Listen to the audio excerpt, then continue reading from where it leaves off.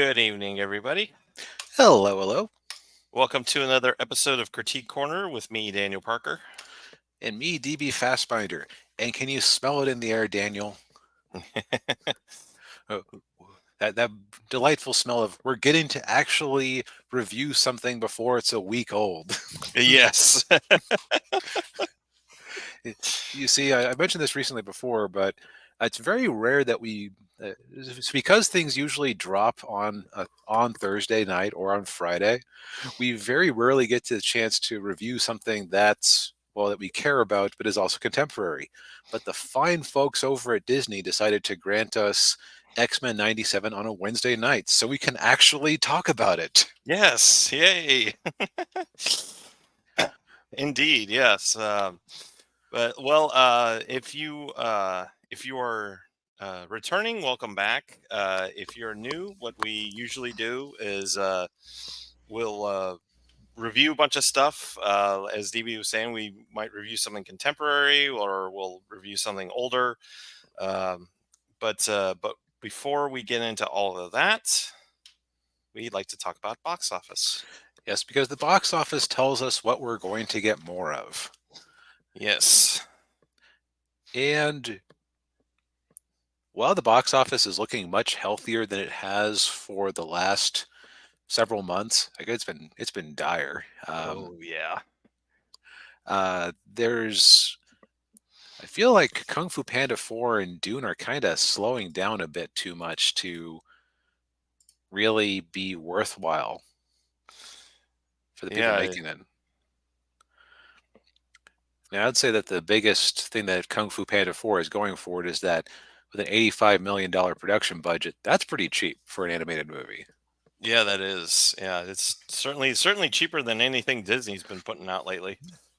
Yeah. Now, one thing I've had pointed out recently is that part of what keeps the Disney cost high is that they haven't actually offshored too much of their 3D animation yet. So Mm, uh, yeah. it is kind of sad that with the hits that I should say with the blows that their animation studios have been taking lately, that trend could change. I want to say that DreamWorks has significant production in France. I believe so. I know Illumination does. That might be who I'm thinking of because they're both kind of under the umbrella of Comcast. Right. Yeah. Yeah, and I know I think they like a lot of them are in Asia too, like Korea and Singapore and yeah. Makes sense. That part of the world has been where everybody's farmed out their hard part animation for a long time. Yes, yeah. Also, slightly slower than you'd might hope if you're a theater owner is Dune, which has crossed the half-billion mark, but Mm. the next Star Wars, this is not. No, I think it's too niche to be a Star Wars, even though Star Wars kind of ripped off Dune, but it's neither here Yeah, nor there. yes, Star Wars being kind of a heady mix of World War II movies, Flash Gordon, samurai movies, and Dune. Hmm. So, Yeah, yeah. um, it sounds like they've already greenlit number three based on this performance. But let's see here, 190 million. It Mm. might break. It's if you go with the assumption that's right. You can't view the calculator. We'll just I assure you it's there. Yeah, yeah. If we go with the conservative assumption that they put half of the production into marketing Mhm. and that they get back half of what they get. Actually, on that assumption, like half of what they get in terms of ticket, I mean, Yeah. actually that would only put it at needing 570 million to break even, and it's sitting at 512 at the moment. So it's not entirely too far off. Yeah, I could see it getting to like 7 or 750 maybe. Yeah, like I could see this thing having legs, especially because come June when there's literally nothing new dropping, Yeah. uh, or if there is anything dropping, to my understanding, it's nothing big and important. Right. Yeah.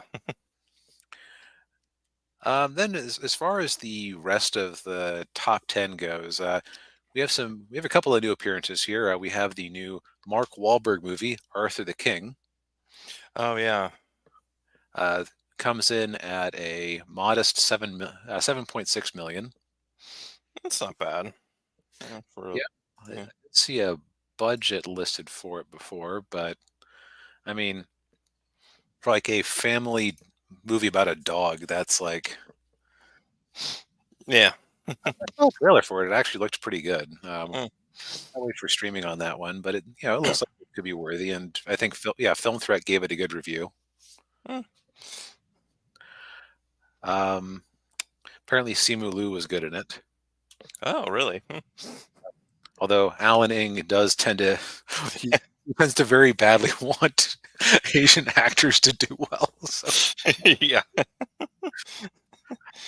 I can't say I blame him. Yeah. yeah, let's see here. Love Lies Bleeding, erotic thriller. You were looking into that. Yeah. Another weird A24 micro release where, as always, they start off with it in a tiny number of theaters. Looks like five here. And so the numbers get wonky because it's like, oh, well, it's up 1,500% since last weekend. Yeah. A24 doesn't believe in like a slow release, they believe in a bell curve. Yeah. Or in the case of Everything Everywhere All at Once, it was just like, and we'll put it in more theaters this weekend. Okay, we'll take it out. We'll put it back. We'll take Yeah. it out. Oh yeah. Let's see here. Other releases in the top 10. One Life. Oh, this is the one about the guy who helped save people from bad World War II stuff Oh yeah. and him dealing with the guilt of the ones he couldn't save afterwards. Mm. It's a bit like Schindler's List. Sounds like.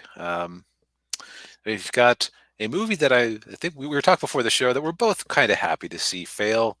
The American Society of Magical People of Color, Yes. which from it sounds like the funniest moments were in the trailer. Let that sink in. Insofar as like it sounds like it basically takes modern paranoid people who are paranoid about racism and just takes it at face value and doesn't subvert it at all. Mm. When like I would say that the way you take that basic premise of the guy who has to be the you know the supporting character in somebody else's life would be to seize the bull by the horns and decide to make something of himself. But that doesn't sound like what happened. Oh yeah. Mm. It's a Yeesh. shame. Although I will say one of the actors in that movie was in one of the movies we're reviewing tonight. So Yeah, I don't know which movie would is better, honestly. yeah. Um, Spoiler alerts for our thoughts on a certain movie. Yes. But yeah, wow. After 5 weeks, Madam Web has not crossed 50 million. Oh man. Wait, did Wonka,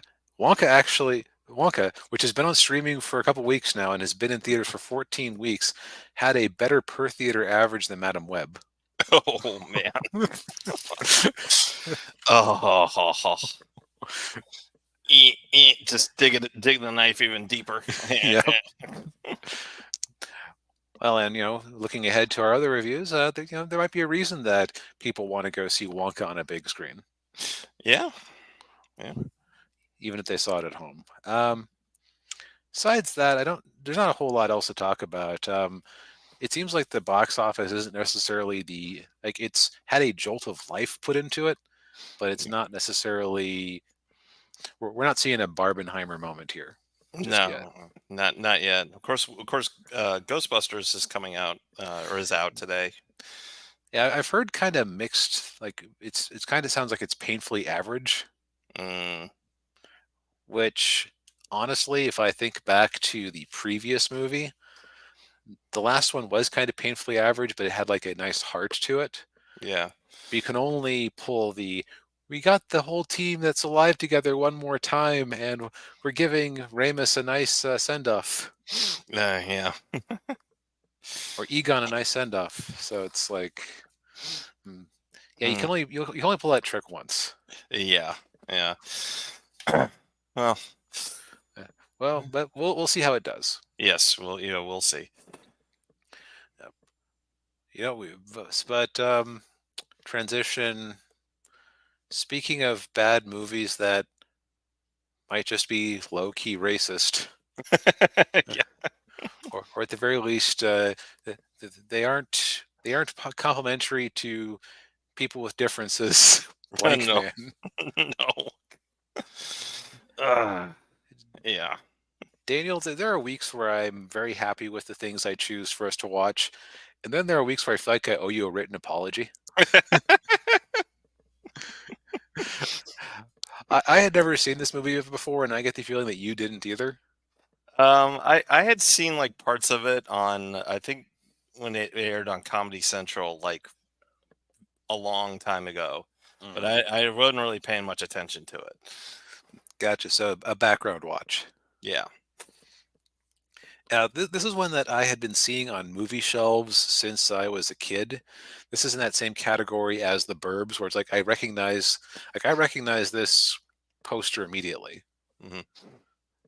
just because you go through the comedy section and there it is at the Blockbuster all the time. Yeah, I think I remember seeing it there too. Yeah, when I was a kid. But Daniel, Mm. to tell them the premise of this delightful comedy romp. Okay. Damon Wayans plays Daryl Walker, who's a savant of a sort, clearly on the spectrum.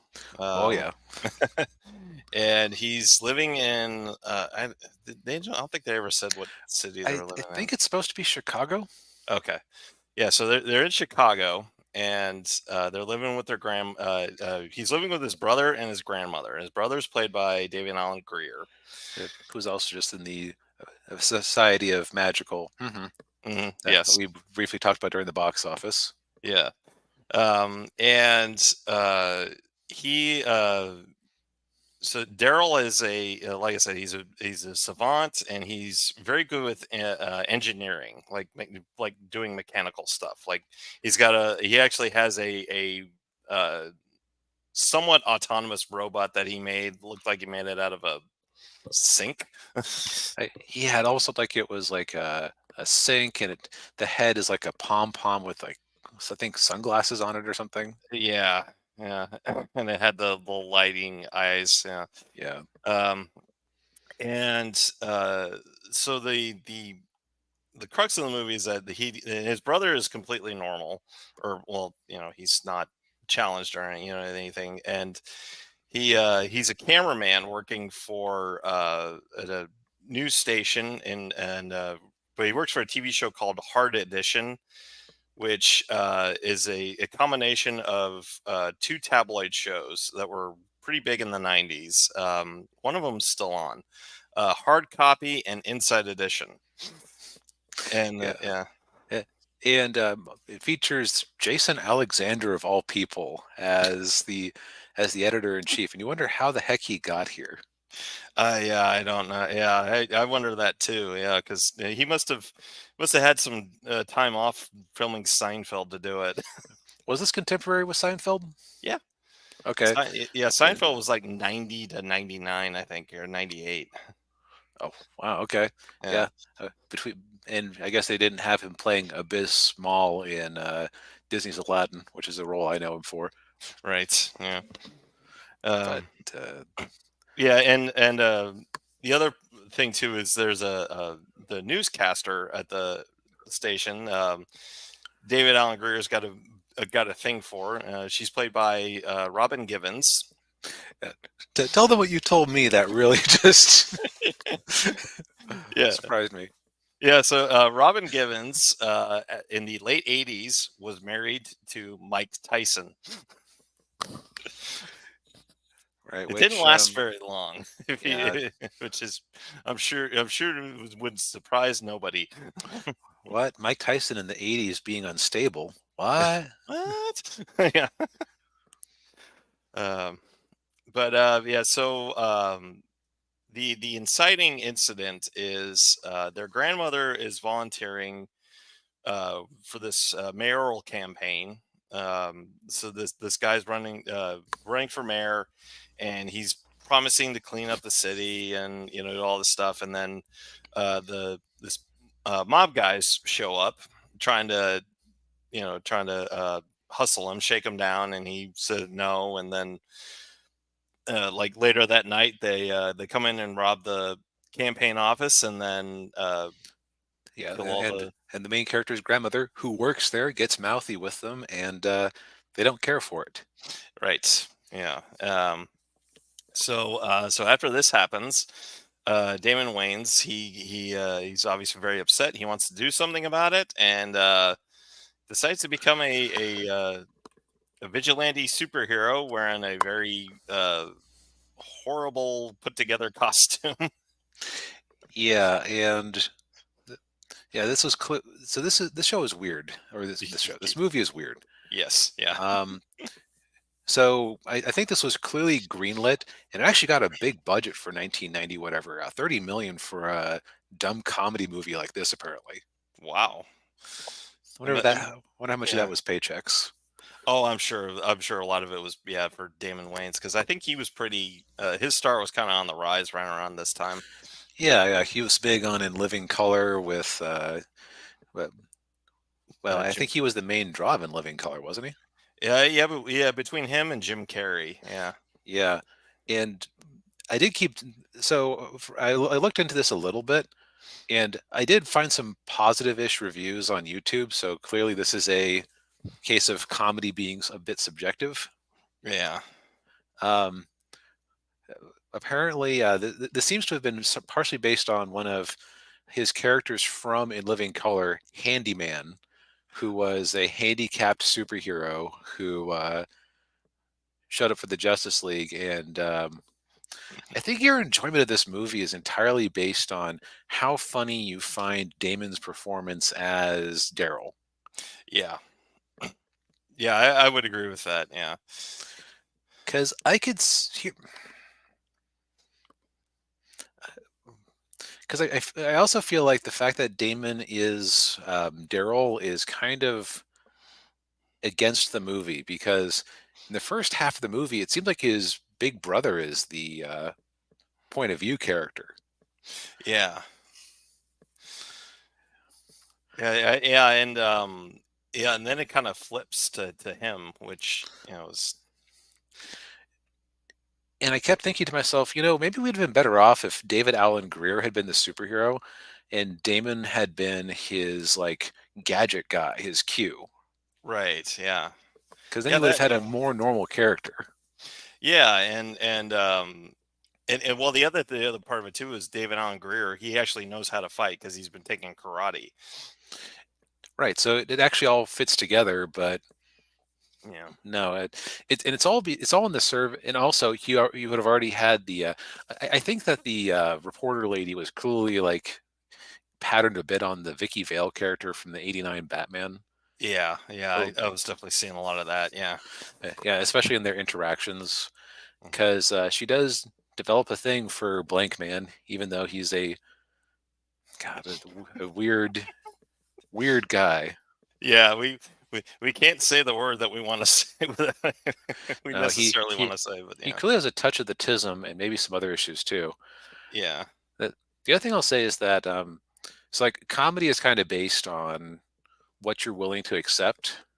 yeah, Like if I think back to a movie we did a few months back, Ernest Saves Christmas, hmm, that had a lot of goofy stuff in it that isn't quite real, but I felt like it justified itself enough. Like yeah, okay, like like Ernest's ability to just generate a costume with no clear place where that costume would come from. Yeah, yeah, yeah, and yeah, have a complete disguise ready to go. Yeah, Right, like there was nowhere he had to store that disguise. You saw the bed of his truck when they tossed the snakes in. There was no like suitcases in there for him to hold the disguise in. right. Yeah, So you kind of just have to accept it.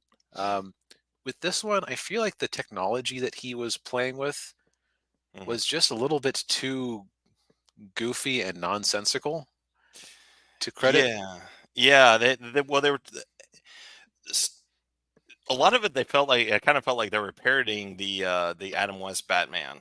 You know, Yeah, especially there's even this part during the climax where they straight up parody it. You know, right. It's weird. So the movie starts with them trying to watch Adam West Batman as kids, and clearly stuck with Daryl, who's Damon, yeah, and it's like they drop that. Like they have Daryl say a couple of things like curses. Yeah, yeah, he's kind of patterned himself a little bit on Batman, but they don't go full into the parody until the last minute when uh, David Allen Greer's character gets his own costume. yeah. Yeah, and he quickly finds out that one of the things is Damon Wayne's costume is that he figures out a way to make it bulletproof, but David Allen Greer's isn't. Yeah, it's like David. Yeah, he's acting like he's all tough and like, yeah, what's gonna? Yeah, I'm fine. After all, I have the costume. Blam. Yeah, That's what I was trying to tell you. Holy crap! I was shot. yeah, I would say that the best jokes in the movie are actually everyone but Damon. Um, yeah. I think the reason I had a hard time laughing at him was because of because he's clearly special, and I have a hard time making fun of and laughing at somebody who right. this It's the old Tropic Thunder thing. You don't go full, right. Yeah, and he went full. he went full. Yeah. Um, if they'd like, if he that could have worked as a secondary character. Now, I will say the one thing I'll say in his defense is that while like they do actually have a scene where he goes to see a psychologist, and the psychologist thinks he's totally normal and Yeah. actually brilliant. Um, I will say he never feels bad about himself in the way he is. Mhm. So Yeah. he like the character is kind of admirable in that way, just for being very comfortable in his own skin. But it's just to use a It's phrase, it feels like punching down. yeah. Yeah. Um yeah, and the the the rest of the humor is just kind of like real I don't want I don't want to say juvenile, but kind of juvenile. I Yeah. felt like I was watching an Adam Sandler movie. Yes. Or maybe a Jim Carrey movie from the time. Yeah. Um, so I say that the best I say the best joke in the whole thing is when the mob guys are trying to threaten Jason Alexander. He's in a wheelchair, Yeah. Yeah. and he's just very bombastic. Like one of the better things is they're coming up with their stories. He's literally throwing darts at a board. The vice president Yeah. with lesbian necrophiles. Go. Yeah. Yeah. um, and so the mob traces Blank Man to have a connection to this, and they're trying to rough him up. So they just pour a pot of boiling coffee into his lap. He's like, "Did you notice that I'm sitting in a wheelchair? Yeah. Yeah. Yeah. I don't feel nothing down there." Yeah. Yeah. Not doing anything. He's like, "I'm willing to help you." Oh, okay. And so then the mob boss sits down in a wheeled like an office chair, and just like, Yeah. walk with me, and they will go along, and the mob boss is just going along with them. That was probably my favorite joke in the movie. Yeah. Yeah. I like that one too. Yeah. I'd also say that the joke that was wasted the most because it wasn't clear what they were going for. I think they did a Batman Adam West out like transition Yeah. to cut to the scene still in progress at one point when they were figuring out their tech. Oh yeah. Yeah. Um, but like it's like the movie forgets in the middle that what it's trying to parody. It's also very mean spirited in a lot of ways. Yeah, it is. Yeah. Um, yeah, especially like in the early scenes when David Allen Greer is just really being very mean to Damon Wayans. It's like, God, jeez, dude. Yeah, calm down. Yeah. Like when the way the grandmother dies is very harsh. Yeah. Blank Man's first adventure, he gets beat up and he's clearly bleeding from his mouth.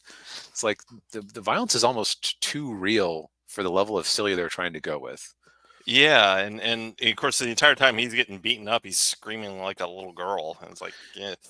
Yeah, it just makes you feel bad, which is not what you want from a comedy. No, no, no. Uh, Yeah.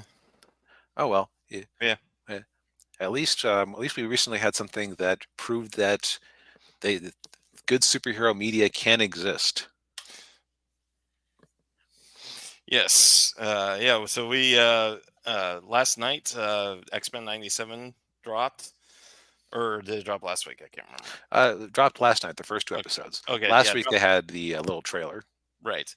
Yeah. So we decided to go ahead and give it the first two episodes a watch, and yeah, not bad. Yeah. Yeah. So I think that that Disney Plus name is kind of a warning at this point. Is the Hmm. best way to put it. Daniel is often our unpaid, poorly abused Disney Plus correspondent, unfortunately. Yes, I suffered through Kenobi and Ahsoka and Boba Fett and season 3 of The Mandalorian. Maybe just trying to make me feel bad. Yeah. Oh, and WandaVision and Falcon and Winter Soldier. Yeah. I forgot that you watched Falcon and the Winter Soldier. Yeesh. Yeah. I am not watching The Acolyte, by the way. I'm not doing that. I, I don't blame you. Yeah. But yeah. But moving on. Yes. So X-Men 97, it's the attempt to make a sequel series to the original X-Men 90s cartoon that brought so many people, me Yes. included, into the X-Men. Me too. Yeah. And the reason that cartoon, now here's something that when you don't watch something for a long time, Yeah. you kind of forget certain things. When I heard people calling the animation of that show cheap, I was like, cheap? That show looked great. And then Yeah. you actually watch some clips on it, it's like, oh. Yeah. I think most people were remembering the opening title sequence, which that was really good.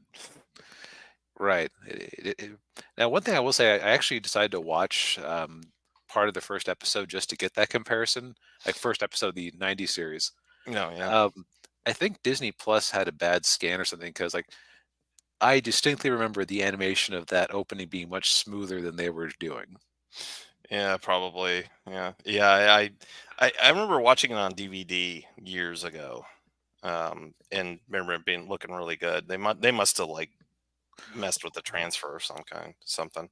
Or I was having buffering problems, which I heard your boy Zach talking about how watching this show, he decided he was going to rewatch it because he was having buffering issues on Disney Plus for the first episode he was watching it on. Hmm. So there you go. Yeah. But yeah, so the story basically picks up where it left off in the '90s. The X-Men are a group of mutants who are there to protect the world that hates and fears them. Yes. Yeah. And where the series left off, Professor X, I'm trying to remember. He didn't He, he didn't actually die. die. Yeah. He got hit by some sort of whammy that meant that he had to leave the Earth with Lilandra because like he couldn't survive on Earth anymore. Which I almost wonder if that was as close as the censors would allow them to him being dead. Yeah. Yeah. Um, Uh, and Magneto agreed to help his to help see his dream to fruition. right. Yeah. Yeah. And so it picks up after that. And the first episode, we meet this rich rich kid who happens to be a mutant. He's been kidnapped by not the what were they called? Friends of Humanity. Friends of Humanity. Yeah, Friends of Humanity. Yeah, the anti mutants. Um, and they've got a bunch of Sentinel tech. Like they managed to like turn some of their weapons into handheld ones, and they then the X-Men show up with Storm, Bishop, and Cyclops. Yeah, and they did something really cool with Cyclops' powers that I've never seen any version do before. Yeah, where he shoots at the ground and he skids along. Yeah, Yeah, because like people always forget that he isn't shooting lasers or heat vision. They're called it's like concussive beams. So like he shows this really fine degree of control where yeah he just scoots along the ground to dodge things, which that is that like when I saw that I was like oh they're like thinking of clever ways to use everybody's powers that I haven't seen done before. yeah, Uh, yeah, yeah. That's what kind of took me from okay oh wait a second is Cyclops cool? Yeah. Yeah, because Cyclops was a bit of was pretty uptight in the old show, and he kind of still is a little uptight here. Yeah. Although they do give him a good reason to be uptight, since with Professor X, they're treating Professor X like he's just dead. Yeah, Um, so I'm guessing that that's the canon is that he's actually dead because they aren't actually treating like they aren't treating him like he got the dog going up to live on the big farm treatment. yeah. They're treating him the yeah he is yeah 6 feet under. Yeah, Yeah. Um, th- so the original cast is there for the team. They've added Morph to the regular rotation, which I think matches the last episode of the. I watched it like 10 years ago on Disney XD or whatever. So it's yeah, uh, yeah. I'm trying to remember. I know.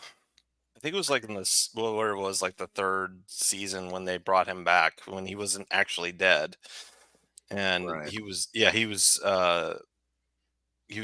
was being held captive by Mr. Sinister. Yeah, I want to see he was like working for Mr. Sinister at first because he wanted to get revenge on the X-Men for abandoning him, and then he got over himself eventually.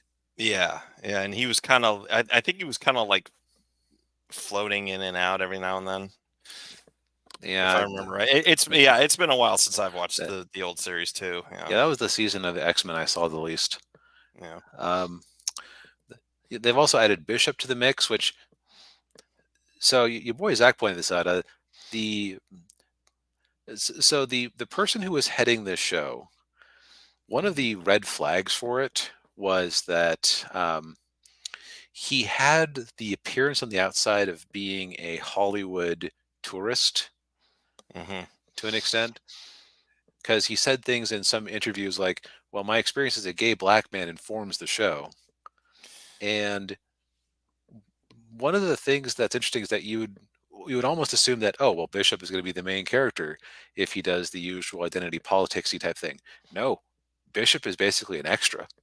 yeah, yeah, and the other thing too was that they were gonna make Morph like gender fluid or whatever. I haven't gotten that sense yet. Now, your boy Zach thought that he was just coming off as gay. I guess it's possible. I didn't Yeah, necessarily get that vibe, um, yeah, but it's certainly possible and nothing much to object to, honestly. I will say that I did like how they kind of made him and Wolverine's friendship seem more of a thing than it was originally. Because originally it's kind of informed attribute because they interacted once in the pilot and then Morph died. yeah. Um, uh, but I kind of realized that. So I realized that there were a few ways to interpret what he said. The best case scenario, and there's always a chance for it to go wrong, but the best case scenario for what he said about the show was that his experience of feeling like an outsider would inform the show, which that's exactly what you're supposed to do with the X-Men. Yeah, yeah. I mean, that's who they are. They're outsiders, living in a world that doesn't like them, which uh, a lot of people can relate to. Yes, that is a universal human experience. Yes. Yeah. So yeah, the first episode was pretty good. It was basically just reintroduction to the concept of the mutants, Hmm. reestablish all the characters and their relationships with each other. Yes. Jean Grey is very pregnant. Yes, very, very pregnant. Yeah. And then episode two, dang, that was some top tier Magneto work there.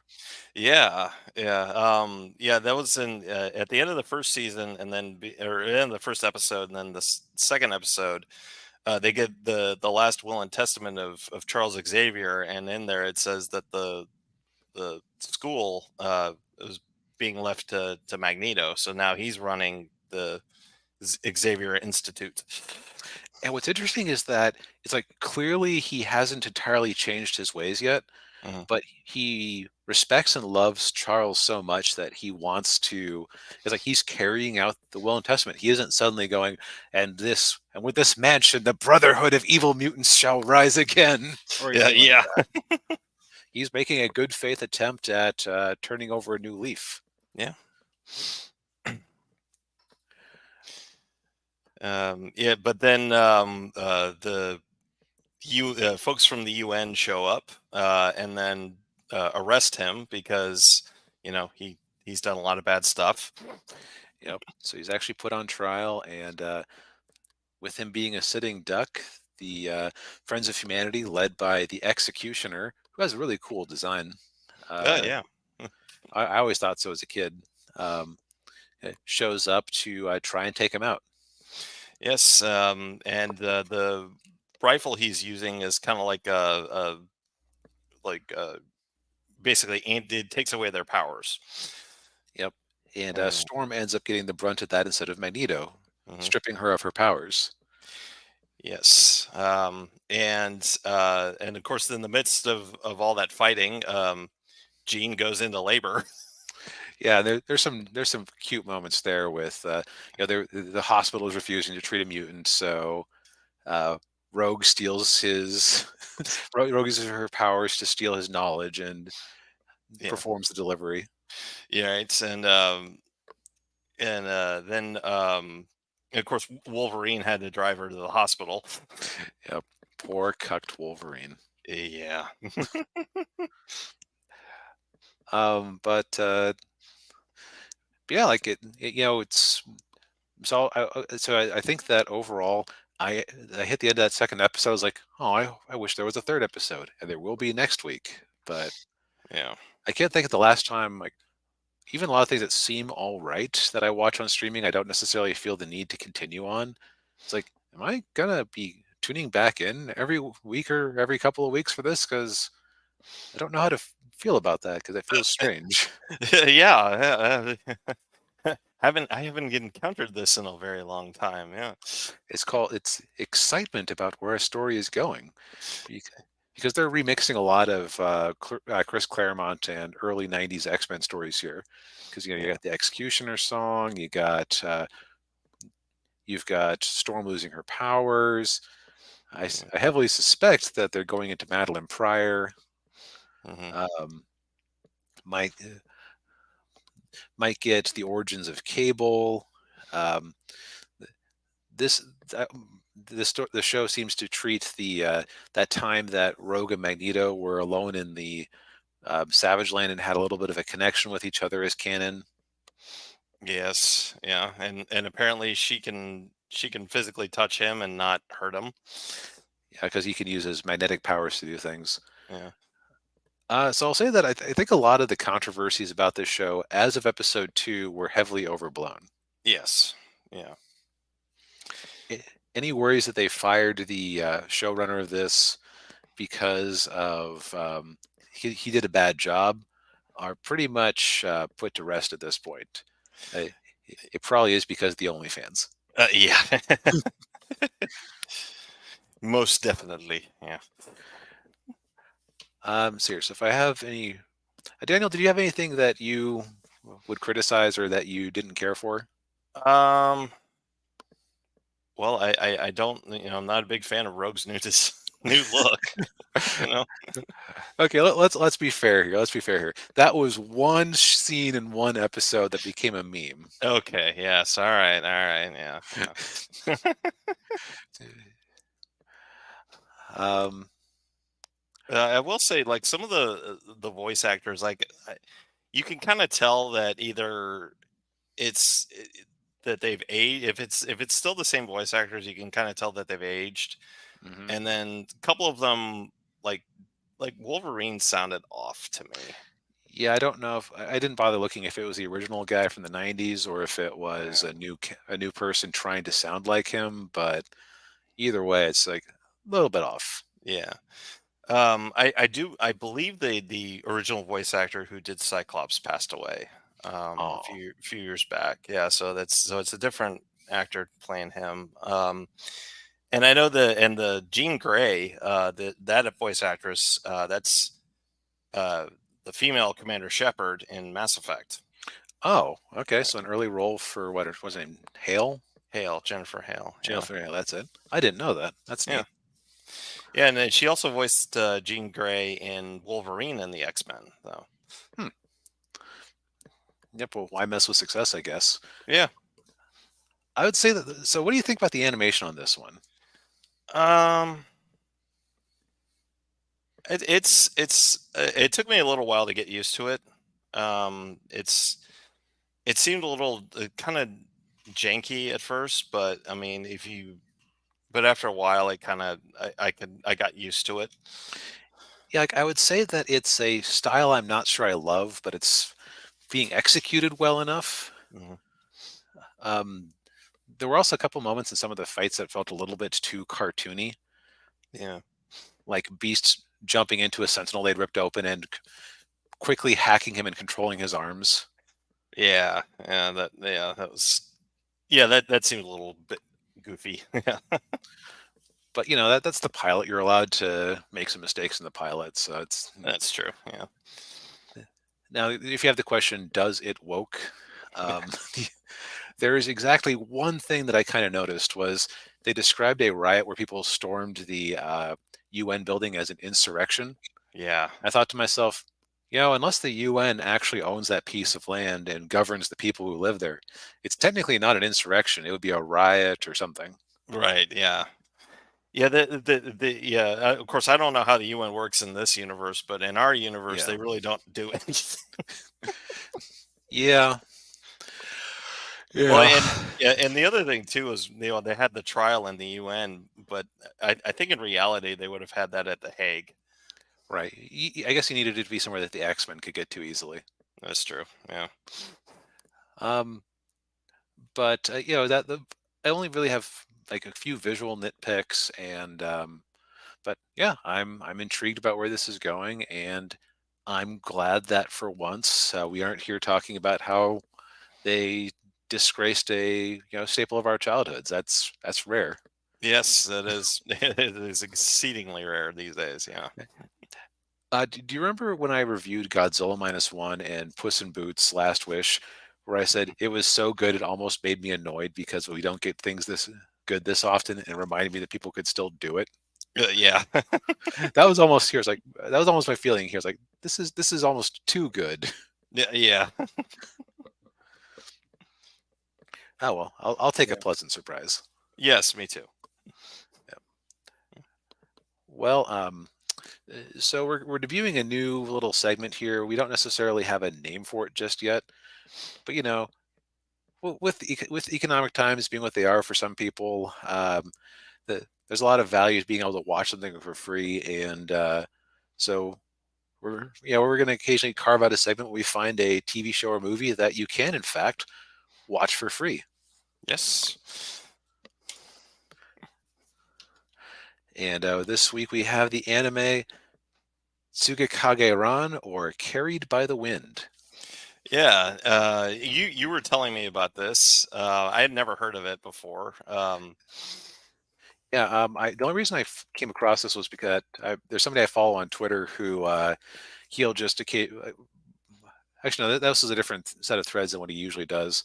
Um, this was basically people. I think they were responding to Sweet Baby Inc. stuff. Like, you guys don't like female characters, and somebody posted a image of Ran here, the main samurai lady in the front, um, doing that really cool fight scene from the opening. Oh, yeah. And I was like, "What is that?" And he gave me the name of the show, and yeah, so here we are. It Yeah. is available to stream on Tubi for no cost. Yes. I watched the first 3 episodes. I don't know how many you got into. Yep, that's what I did too. Okay. Yeah. Yeah. Ron is she's a samurai lady. Um, in feudal Japan, and she basically, I think she's a Ronin. Would that be fair to say? Well, she definitely seems to be penniless and doesn't talk about having a master. So yeah, seems like a Ronin. Yes, and she likes her sake. Functional alcoholic. Yeah, uh, yeah, and so he or she, sorry, she will run afoul of bandits and she basically goes from town to town. And like the first town, it was a families were fighting each other. Right. Yeah, and so she had to help out with that, and of course, uh, during her travels, she runs into the cat and girl, cat Lee, Mew, Yeah. whatever. Yeah, Yeah. Uh, uh, right. Her name is Meow, meow. Yeah, of the cat fist style. Right. yeah, And she's a very classic sort of overexcited anime girl character. yeah, yeah. And so and so there's I'm trying to remember what else what all happened in the first episode. It was like Uh, Well, I mean, basically, it was your introductory episode. I mhm. looked a little bit into the production of this, and apparently, the way they would write this is that they would come up with a title, then work backwards for it or toward it. Ah, Because it's a very episodic show. yeah, it is. Yeah, yeah. Because then the second episode, she ends up in a dry town, and she's out of sake. Yes, and you find out why it's a dry town, and it's way more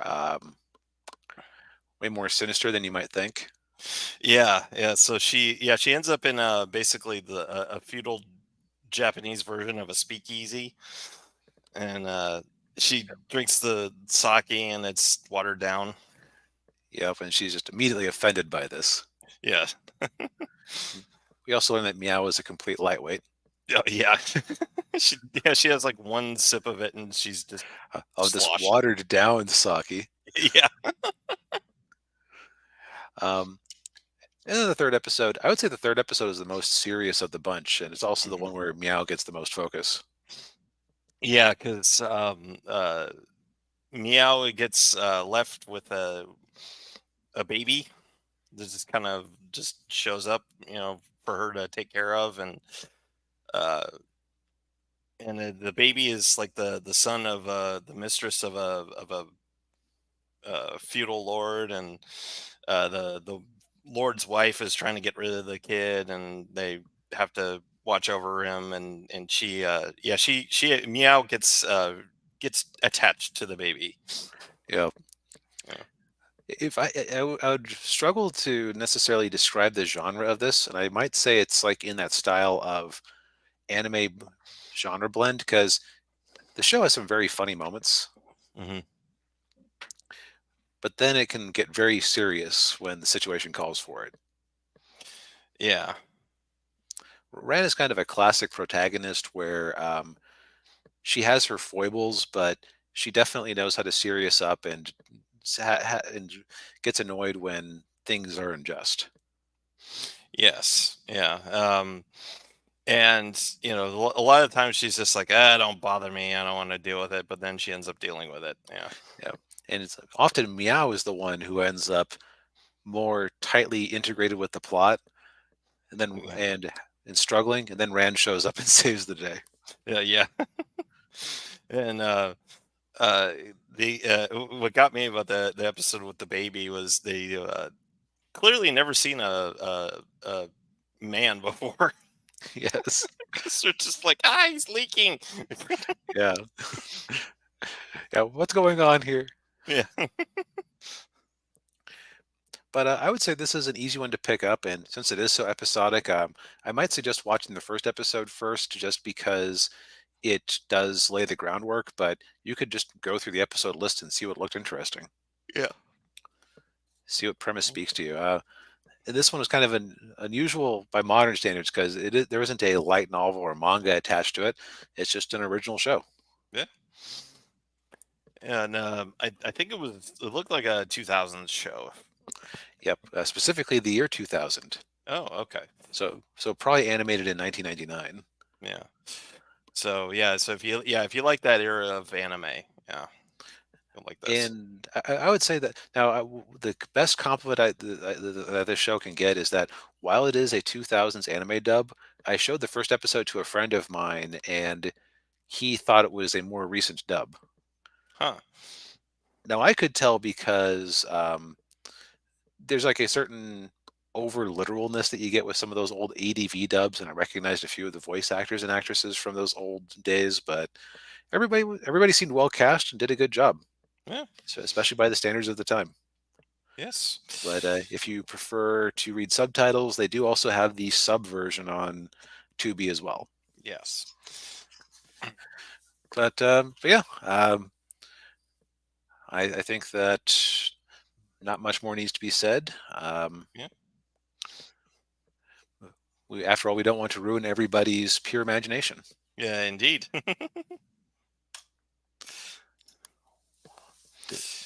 So Wonka, Yes. I don't know what's with this image I found online for it. Timothy Chalamet, discover Yeah. how Willie became Wonk. Wonk. Only in theaters this Christmas. Yes. But yeah, we this is one of those where it's finally come to streaming, and we've been talking about its box office performance for months on end. So I was curious. Yeah. Yeah. I was curious too, even though I'm not a Wonka guy. Yeah. Yeah, I would say that I've seen the original a handful of times, and I've seen the version with Johnny Depp in theaters. Mm. Um, I think it's safe to say that this is the second best Willy Wonka movie, Uh, at the very least. yeah. I mean, I saw the original one more times than I probably would have liked because I think I mentioned this before. That movie when I was in school, like Yep. school days, like they always showed that movie. It just Yep, I was in the same boat. It's like it was on the approved list for every school district in the country. yeah. Even and obviously whoever approved it probably didn't actually watch it because that movie could get pretty dark. Yeah, like although I never really got as disturbed by the scene in the i- in the in the tunnel as everybody else did. Although I Uh, also didn't notice the weird symbolism and imagery in there. So what I almost wonder is if there was a special like tamed down version of that for schools. Probably, yeah. That would seem plausible now that I think about it. So who knows? Yeah, nobody really knows. But if we go back to the movie we actually watched, Yes. this was a dropped on Christmas, and it proceeded to, well, if we go back to the numbers, while it is out of the top 10, it's only in like well, it was only in 300 theaters last weekend. Mm. It's still putting up like respectable per theater numbers for a movie that's available on in demand and streaming now. Yes. Yeah. And I think what had me the most curious about this movie was the fact that they had, as often seems to happen, um, they hid their light under a bushel, to use a biblical thing. Like, "Wait, this was a musical? Yeah. I don't know why Hollywood. Look, people like musicals. More people will go to see your musicals if you're just upfront that it's a musical in the advertising. Yeah. I think they did that with Mean Girls too, didn't they? The new one. Yeah, like I was surprised when I heard it was a musical. Like I just thought it was a completely unnecessary remake. Yeah, I did too. But nope. Yeah. Like I didn't even find out about it from my usual sources. I just mentioned to somebody, I don't get why they're bothering to remake Mean Girls when they have a couple of the actors returning. Like, what's the deal? Oh, it's a musical version. It's a what? It's yeah. But yeah, current It boy Timothy Chalamet is playing uh, Willy Wonka, and I didn't think that I would be at all interested in a prequel to the original story that showed how he became the eccentric chocolatier we know and fear in some cases.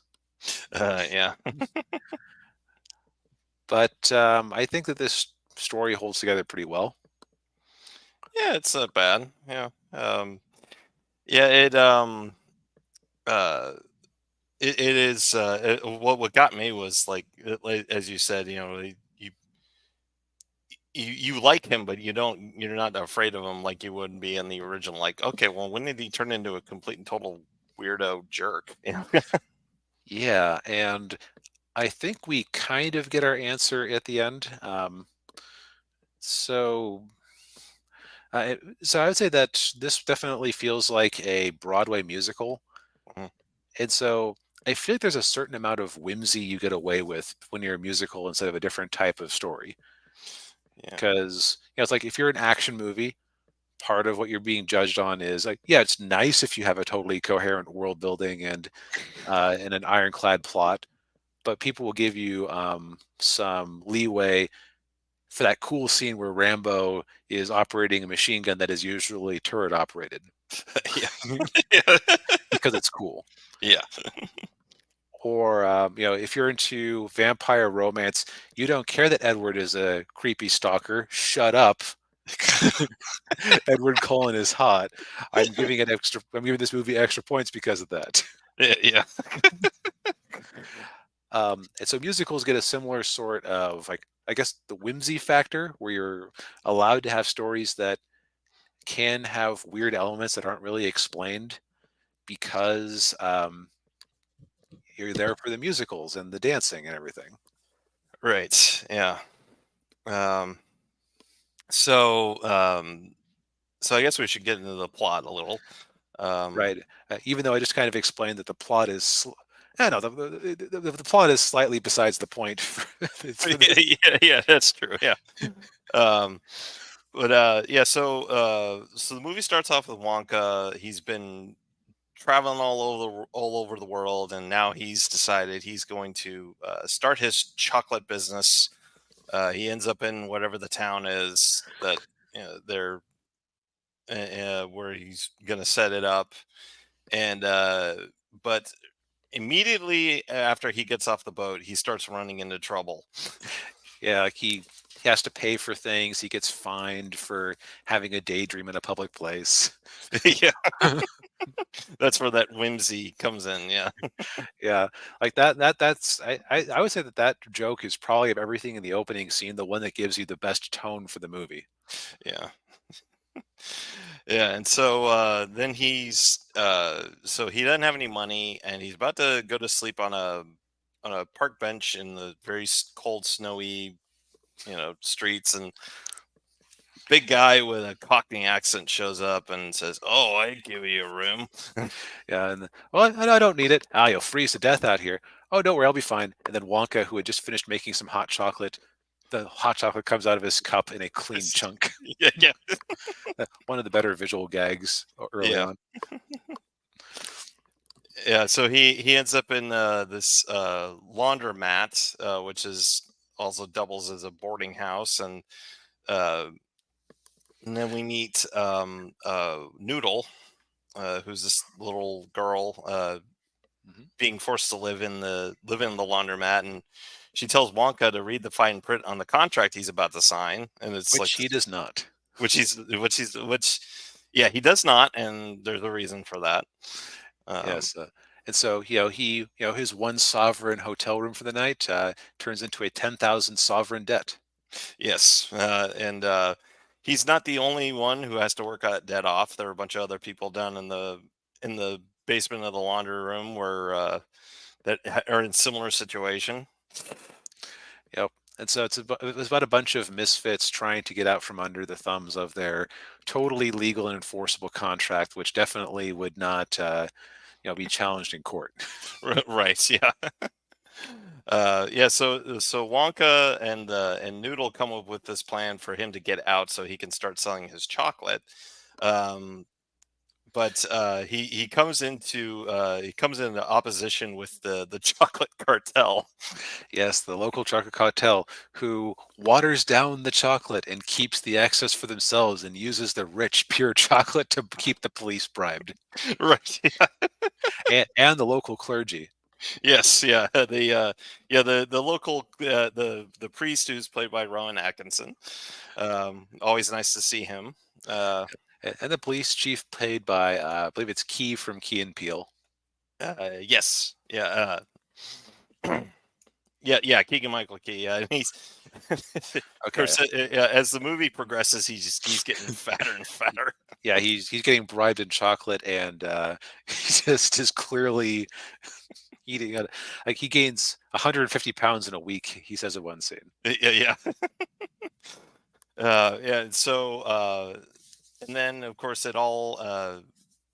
it builds up to the point where he works with the other people to get his business going, but then he gets sabotaged, and yeah, Right, and it's all, and the sabotage is very much in the style of the weird transformations and side effects from the original story. right. And the of course the reason why Wonka didn't read the fine print on the contract is because he doesn't know how to read. Right, and Noodle teaches him how to read Yeah. over the course of things, and you find out the reason he wants his chocolate shop is that, um, I believe it's that his mother died when he was young, and Mhm. he believes that she had told him something to the effect of, "When you have your shop, I'll come to see you." Right. Yeah, and even though she had passed away, he still thought that once he opened up the chocolate shop that she'd be there. Yeah. And so, it's all about and so in the end, of course, they fail miserably, and Willy Wonka spends the rest of his life working at the laundromat. The end. No, it's No, uh, no. uh, clearly they get their way out of it, but Yeah, and they do get help from a little. Yeah, so he his chocolate keeps getting stolen by a little orange guy with green hair. yes. Uh, who played it? Who played the Oompa Loompa again? Hugh Grant. That's right, Hugh Grant. Um, Hugh as the little Oompa Loompa was actually pretty funny. I remember seeing a trailer for this movie, and one of the gags that came off as kind of cringy in the trailer actually worked pretty well in the movie. Which one? The It was like where you kept lowering and raising the chair. Oh yeah, yeah. Like out of context, that just seems kind of trite. In context, it like you've established the uh, the relationship between the two of them, so it kind of fits. Yeah. They made him really small too in this movie. Like he's only like 8 inches tall. Yeah, and the other weird parts of so the whimsy factor of the movie, in one scene, they spend a lot of money CGIing up a giraffe because he needs the giraffe milk for the particular type of chocolate he wants to make. Yes, and I can't remember what the deal was with that chocolate. It was It was some sort of special milk chocolate, but he like, uh, um, and I'll say this version of Willie is very anti-stealing. Noodle offers just we can just use some of the milk from this milk. Uh, from this, that the milkman left on the door. It's like, no, first off, that would be stealing. Second off, it needs to be giraffe milk. yeah. And I struggled to think about how you would adapt some of this to the stage. Yeah, yeah, some of the more elaborate stuff, yeah, you couldn't do. Or it'd have to be like off stage. Right, like you'd have to. I guess you could mock up a giraffe. You, yeah, there'd be a way to do it, but I think that this I believe this was a movie first, and I don't think that there is a Broadway play that this is based on. Yeah, I don't think there is. Um, but this thing was a big enough deal. There probably will be soon. Well, can't be any worse than that thing in Scotland a couple of weeks ago. Yeah, you've now set a floor for Willy Wonka related media. Yeah. Uh, Um, Now, so as far let's get into the acting. Timothy Chalamet actually very good, very relatable. Like you felt for him. yeah. Yeah, he has a certain charm that you don't get that you didn't see from him in Dune, uh, which I appreciated in this. He is likable. He can play a likable character. Yep. There were a few actors who like most everybody had a British accent of some sort. Um, Noodle and the police chief, played by Key, Mm. were kind of notable exceptions. Yeah, pretty much everybody was. Yeah, I think that's right. Or was there? I can't remember. Now that I think about it, the guy who was like the failed comedian who was stuck at the laundromat too, Oh yeah, he might have might been have there. also not had a British voice. But Yeah, that was I find that a little bit distracting, but overall everybody played their roles well. yeah. Um, so, how do you, how would you rate the music, the songs and everything? So I would say that the songs were well performed in my estimation, but it failed the test. And that test is, can I hum or whistle any of the songs that weren't based on the classic music from the 70s movie today? And the answer is, well, no. I can, No. Yeah. like, I remember liking the performances at the time, but the songs didn't really stick with me Mm, because they are kind of that boilerplate Broadway musical style.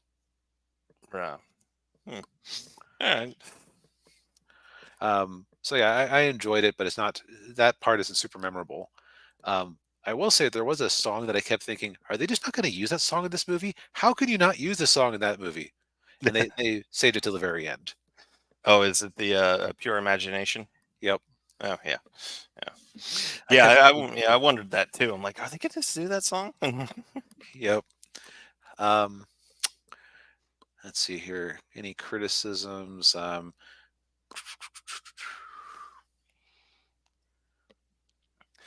thought it kind of dragged a little in the middle. Yeah, I can see that. Um, Yeah. I would say that the biggest thing that I was wondering about the whole time, and they kind of answered it at the end. Okay, so Willy Wonka, this is a prequel in theory to at least one of the Willy Wonka movies.